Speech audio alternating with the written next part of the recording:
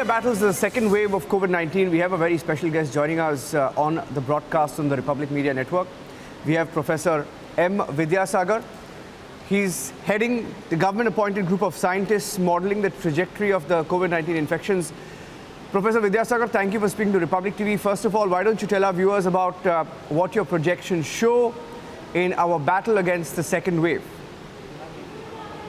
So the second wave is much more severe than the first wave. The peak number of cases in the first wave came around September 15, and it was just under 1 lakh per day, new cases. Whereas yesterday, as you're aware, we pierced the 4 lakhs level for daily new cases.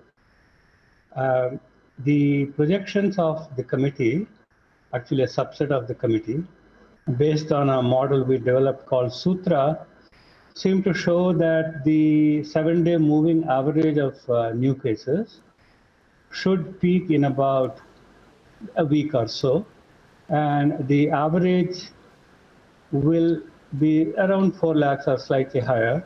The daily new cases will be somewhat higher because the averaging over the previous 7 days tends to bring down the numbers slightly.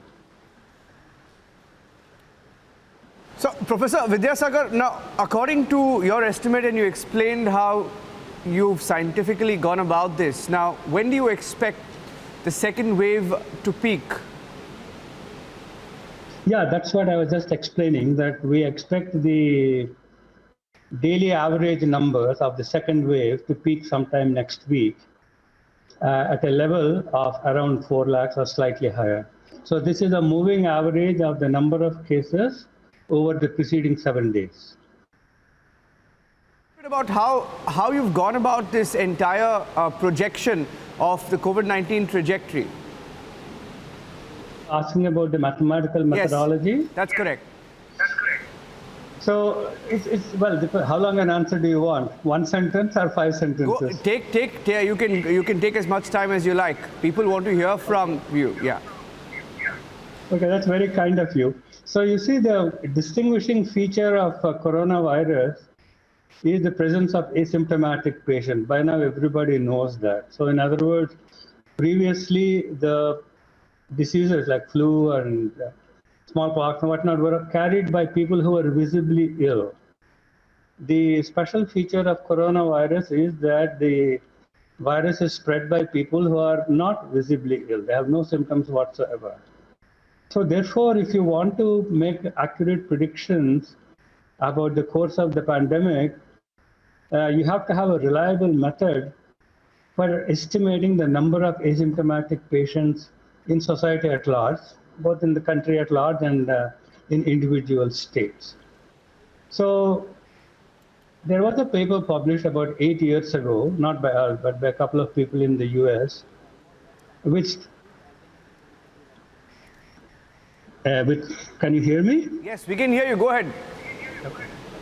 So this particular paper suggested asymptomatic patients, but interestingly, in 2013, this paper was roundly ignored because back then it was considered as an academic exercise because nobody had ever seen such a disease. So when coronavirus landed up in India and around the world, so we dug up this paper and we discovered that while the equations were very nice, we could not fit data to the model. This is called calibrating the model. It was very difficult. So we modified the model to make it easy to calibrate, and that led to another model, which we call SAIR2. So this was published in the Indian Journal of Medical Research. And then we have our current model, which is called Sutra. These are called ordinary differential equations, or ODEs, as the mathematicians would say. The main difference between our present model and the previous model is that we introduced a new parameter called REACH, R-E-A-C-H. It's exactly what you think it is. It means that when a pandemic starts, it's initially very localized, then it spreads across a geographic area. And this geographic area can be very big, like a country. It can be very small. So for example, if you take a city, you can have these gated communities, which are like mini protected clusters. And as time goes on, this protection breaks down and those protected clusters also get infected. So we had a way of estimating the reach based on the number of infections. And that's what we are using right now to predict this peak, and both in terms of the timing and the extent. And if I'm allowed to make one more sentence, I will say the following.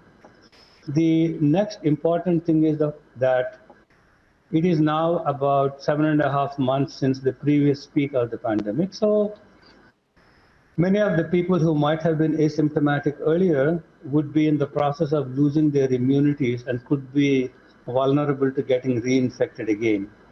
So we have to modify the model to take care of the fact that people could become susceptible to reinfection.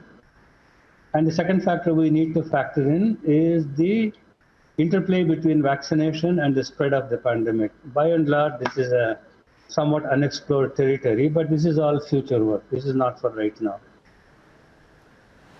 Now you spoke about it in great detail, and then one part of I thought that part about you mentioning how those who were asymptomatic perhaps and tested positive and were asymptomatic in the first wave were also susceptible to the reinfections in the second wave. Is that correct? Did I hear you say that correctly? No. I didn't say anything about those who tested positive and were asymptomatic. Yeah. So that's a very small number. I'm talking about the people who were never tested but were asymptomatic. Right. Okay. That's a much bigger number. Okay. Right.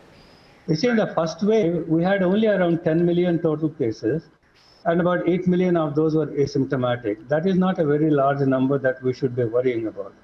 But our projections are that for every detected asymptomatic patient, there could be as many as 40 or 50 or even more undetected asymptomatic patients.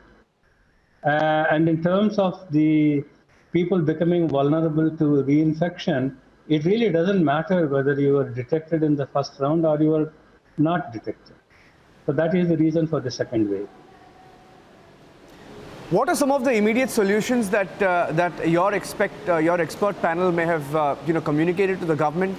In the short term, of course, if you say and if you believe that we could be, the number of cases could be peaking early next week, what are some of the immediate solutions that you put forth? So the advice that we tried to convey to the government authorities was to say that what we are facing is basically a kind of a very short-term battle. In other words, the corollary of saying that the cases will peak in about a week or so, let's say, and we could be off by a few days, that's not to be taken literally, is that by the end of May, beginning of June, you will see a definite downturn in cases unless something serious happens, which we don't expect. So what it means that our attempts to combat the corona must be done on a war footing and for the here and now. I'll give a hypothetical example. Suppose someone were to say, well, we're going to build a 5,000-bed COVID hospital which will be ready at the end of July. We would say that's not the right thing to do because by then the requirement would have passed most likely. What we need to do is to provide solutions for the here and now. And that's the kind of input that we have been providing to the government. Throw all your resources at the problem over the next 5 to 6 weeks. This is advice we gave at the start of April. And with any luck, at the end of that 5-6 weeks period, we should begin to see some downturn. And then we can start planning for future prevention and maintenance type of thing. Yeah. As someone who's been looking at the case trajectory, the infection trajectory nationwide, do you believe that the real number of infections, especially in the hinterland, in the rural areas, do you think that number, the real number, could be much higher than what we are seeing officially? See, if you're going to do modeling, you have to take the data as given. Yeah. If I start tinkering with the data and saying, well, I'm going to adjust this number up by 20%, and I'm going to adjust that number down by 30%, you're not seeing any curve fitting. You're seeing my prejudices. Yeah. Right? So we try to refrain from second guessing the official numbers. Yeah. So we have to assume that people are doing an honest job. We may have our personal opinions, but we cannot allow those to interfere with the modeling. Look at India's second wave. Now, scientifically, what is your analysis of how soon it hit us and whether we were prepared or what our learnings could be from this episode? Professor. No, it's a good question. You see, somehow I see a lot of people seemingly of the opinion that the second wave is unique to India, and it is not. So as a part of our Sutra model analysis, we fit the curves of new cases in about 20 countries around the world. US, UK, Japan, Korea, Italy, Spain, all these countries we fit. All these countries had their second wave much earlier than we did. And one thing that's quite noticeable is that in every case, the second wave is much more severe than the first one. The number of cases is higher, the number of deaths is higher, and usually the trajectory climbs fairly quickly and then comes down again somewhat quickly. So the idea, if any, is that the learning, if any, is that India is not immune to the trajectory that other countries have witnessed. So if somebody felt that only India was going to avoid a second wave where everybody else has had a second wave, then we were mistaken. That's the message that we want to convey. The second wave peaking in early May. Now, what would you tell when you advise the government? What would you tell them to be prepared ahead of a possible third wave, or how are we going to be prepared in the near future to ensure that our defenses are up and we are ready to deal with another possible wave, perhaps with all the mutants and all the new variants that are showing up? Is vaccination the only option? No, that's a very good question. So first part, of course, is not to be complacent that there isn't going to be a third wave. I mean, you have to prepare for the worst in this kind of a situation. So if you want to prepare, then you have to understand what are the factors that led to the second wave. Right?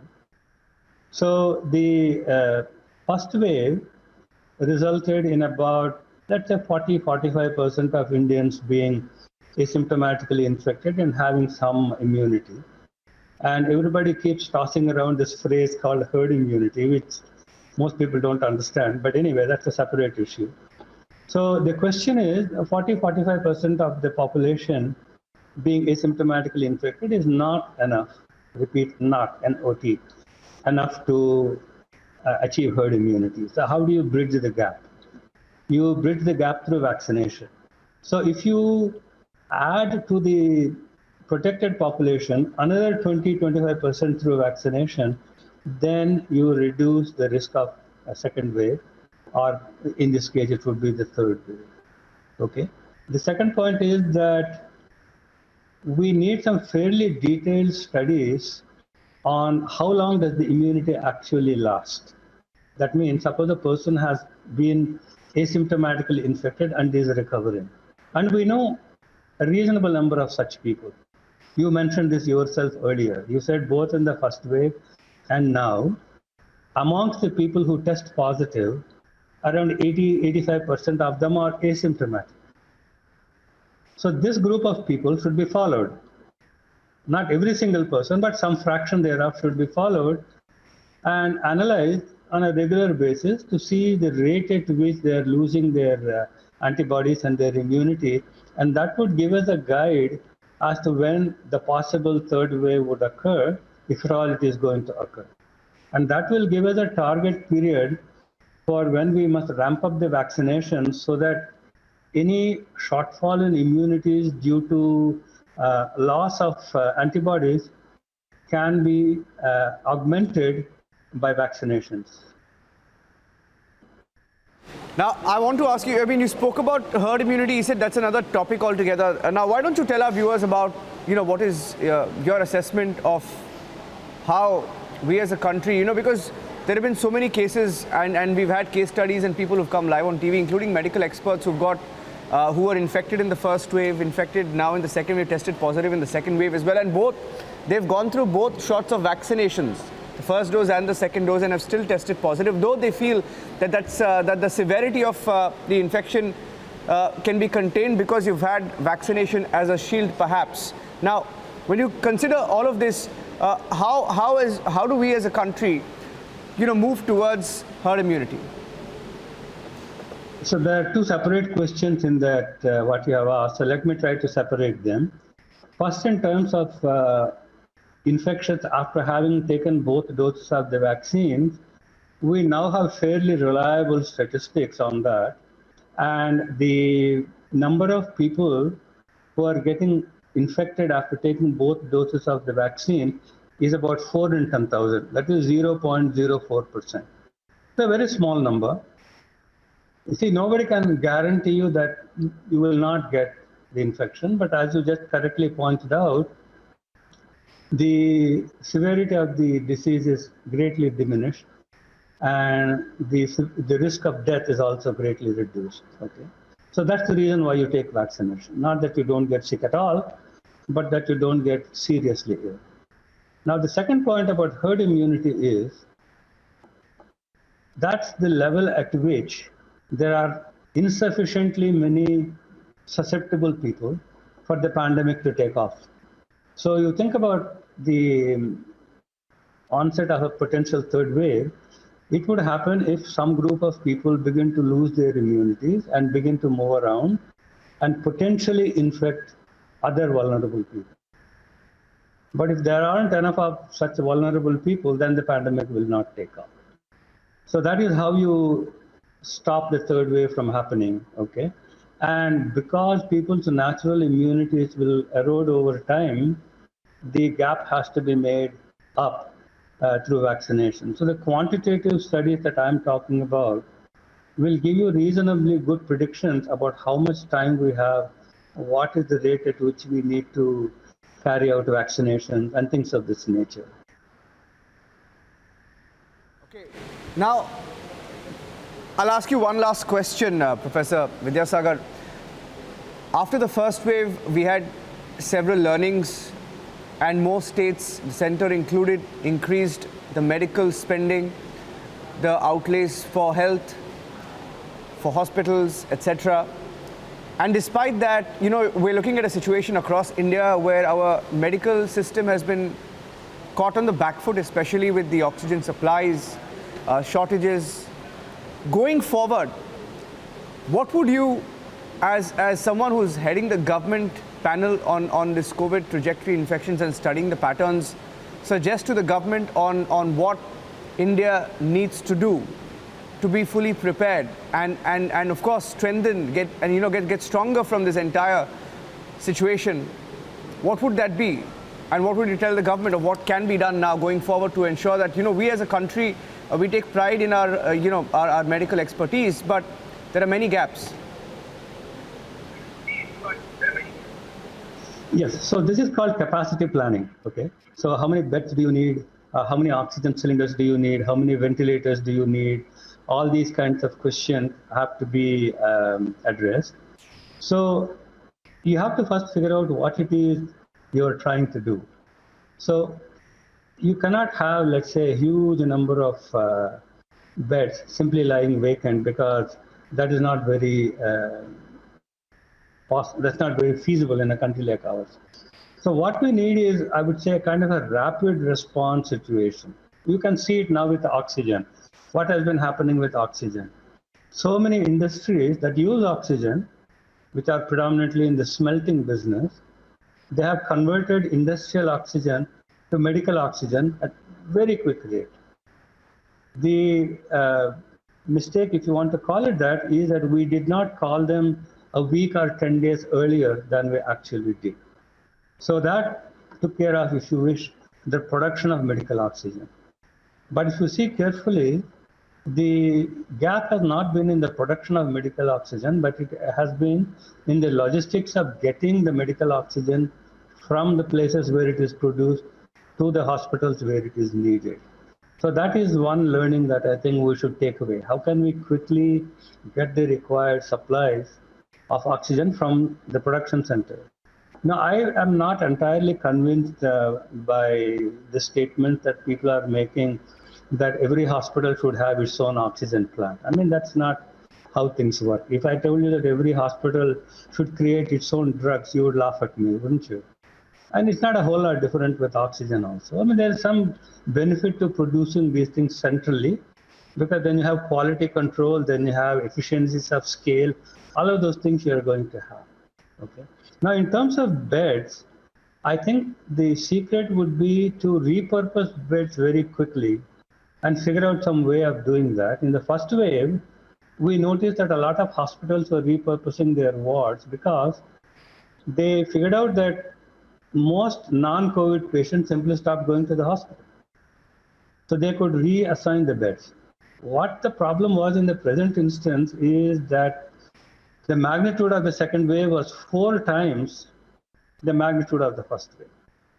So if we can figure out a way of ensuring that, yes, we may have a future wave, but it is comparable in magnitude to the first wave, not to the second wave, then we will get through it fine. So in other words, we should not be under an illusion that we're not going to have any future waves. Every country has had multiple waves, and there is no reason to think we're an exception. But what we must do is to make sure that we can anticipate these waves quickly, project the capacity requirements quickly, and then activate these plans that should have been thought out beforehand, so that the right requirements are taken to the places where they need them in an efficient fashion. That's what we should be doing. Some of the takeaways for us, you're saying that the second wave was 4 times the magnitude of the first wave.